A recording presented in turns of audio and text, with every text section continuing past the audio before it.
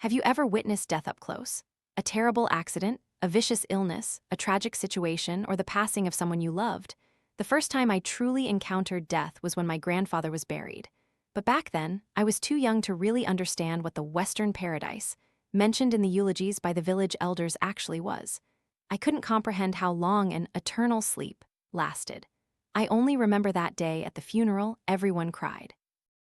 Even three people who had never shed a tear couldn't stop wiping their red, swollen eyes with the edges of their mourning clothes, their faces wet with tears.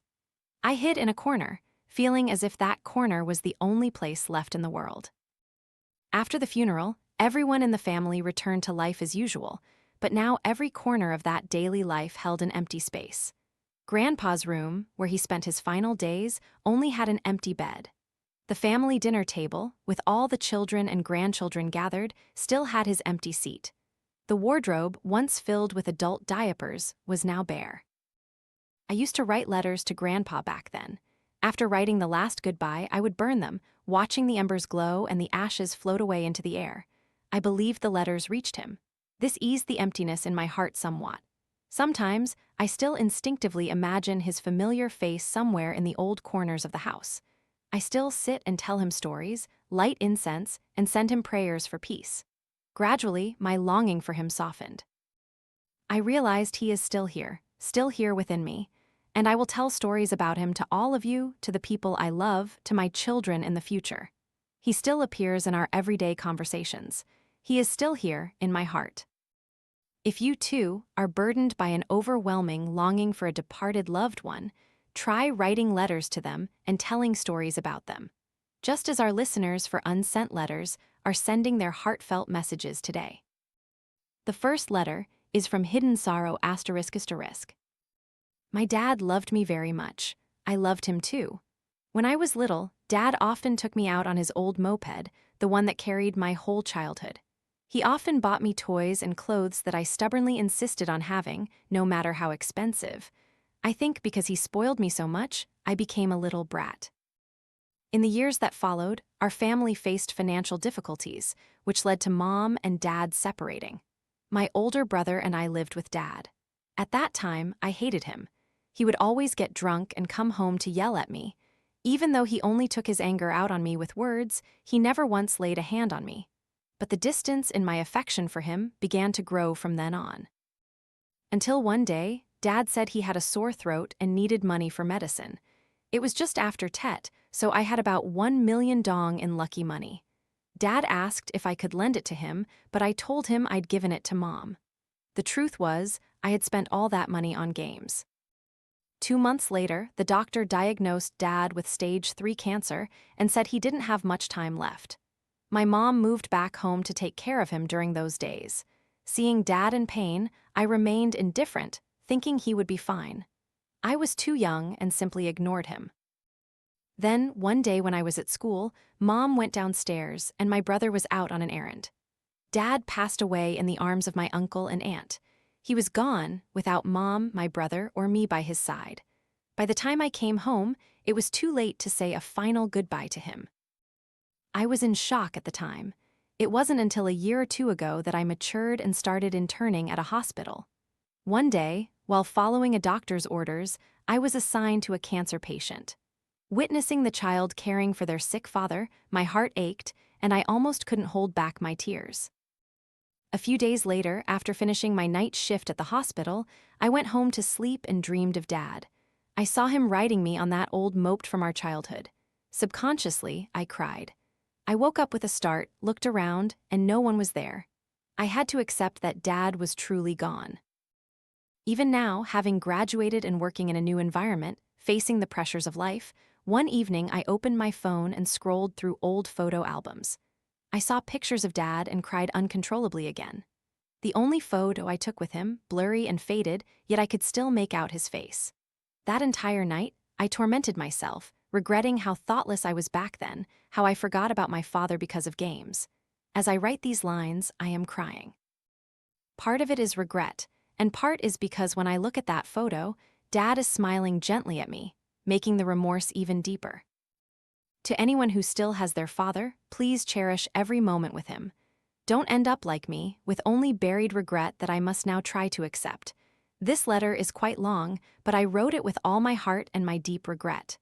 Thank you, Unsent Letters, for giving me this chance to express what I dared not tell anyone. Thank you. The next letter is from Jenny ***. I lived with my paternal grandmother since I was little, so I was closer to her than my other cousins. Grandma doted on me. Every day after school, I would carry my bag over to her house and play for hours before going home. Whenever I visited, Grandma would always save me delicious treats and cakes, wrapped in tiny plastic bags. Everything was peaceful until one day, my grandma had a stroke. When we arrived at the hospital, the doctor said her pupils were dilated. I was stunned. It was almost Lunar New Year's Eve that day. That very evening, I had stopped by Grandma's house, kissed her, and hugged her. And on that very day, she passed far, far away from me. At Grandma's funeral, I didn't cry. I don't know why I didn't cry. At first, I thought it was because I had loved and cherished her so much throughout her life, making her always happy, so when she left, I had no lingering regrets. But I was wrong. The longing for Grandma in my heart grew, like cramping, agonizing contractions, but they came quickly and then left. Until one night, I dreamed of Grandma. My tears flowed endlessly, and I cried like a child. I miss her voice. I want to hug her. I want to share everything with her. I love and miss Grandma so much. Our listener, ***, sent Unsent Letters a heartfelt letter. My love passed away 2 days ago. He died from a stroke at 7 a.m. His sister gave me the news. The days I loved him and he loved me were the happiest of my life. I can't believe life could be so cruel. Why would it take away someone so kind and devoted to me? When he was here, every few days he would take me to the most beautiful places. As time passed, I loved him a little more each day, but now that little more is shattered. When I was with him, I felt his sincerity through his eyes, his love through every gesture, his pampering through every word. But now I have nothing left, my love. You were the sunshine that warmed me. But now, all images of you are a dark sky where my eyes can no longer see anything. Oh God, why did such a kind person have to meet such a tragic end? Did I do something wrong, and am I being punished? The next letter is from our listener, ****. It's been almost 4 years since Dad passed away. I don't remember the last time I pulled a gray hair for him. Since Dad left, I haven't been as mischievous as I used to be. My hair has grown shorter too. I always wonder why Dad didn't stay with me longer. I'm still too young to face the challenges outside. Sometimes I'm forced into situations where all I can do is lie down and cry. Mom is doing okay. My older brother and I are very quiet as the days pass. I remember that day. My brother and I still thought Dad would come home after a week in the hospital. But that afternoon, when we heard the news of his passing, I just stood there, stunned. Dad left without seeing my face one last time, and I didn't see his either. I deeply regret not answering his call that morning. That day, my brother and I cried so much. We just stayed awake crying all night, not knowing what else to do, just crying and crying. The pain gnaws at me every day. Sometimes I don't know how to cope. I don't dare confide in Mom. I just sit by Dad's altar and cry. Are you watching over me and my brother, Dad? My hair is shorter now, and I've grown up so much. I've also found someone who makes me smile a lot and cares for me just like you did. From far away, I hope you're always happy and watching me grow every day, Dad. The next letter is from our listener, Why Are You Sad? Since I was little, I haven't truly felt the love of a grandfather. My paternal grandfather was a war invalid and a fallen soldier. He passed away when I was still in my mother's womb. Though I never knew what he looked like, I'm still so proud to have such a wonderful grandfather. My maternal grandfather had a brain condition. Even though I never once got to have him pat my head or say loving words, I still deeply respect and love him. My maternal and paternal grandmothers love me, but not as much as they love my other cousins. I used to feel sad seeing my cousins get candy from our grandparents, but then I thought about how much hardship our grandparents went through in the past, and I didn't dare to ask for candy anymore. My academic achievements aren't as high as my cousins, so I always stayed in the background, letting those who were more deserving receive hugs and compliments. I really want to be loved by my grandparents, but I don't dare express these desires because I feel undeserving. The last letter is from anonymous ***. My family of 4 used to be very happy. My father loved my mother very much. He never hit or cursed at his wife or children. He was a kind man. But the terrible COVID-19 pandemic took my beloved father from us. When I heard the news of his passing, I truly couldn't believe my ears. I was just about to start 5th grade then. During that time, I was truly heartbroken and cried so much because I missed my father. A few months later, my maternal grandmother also passed away due to old age. Now there are only 3 of us left in the family. Things just keep getting worse. My mother works hard to earn money to support my sister and me through school.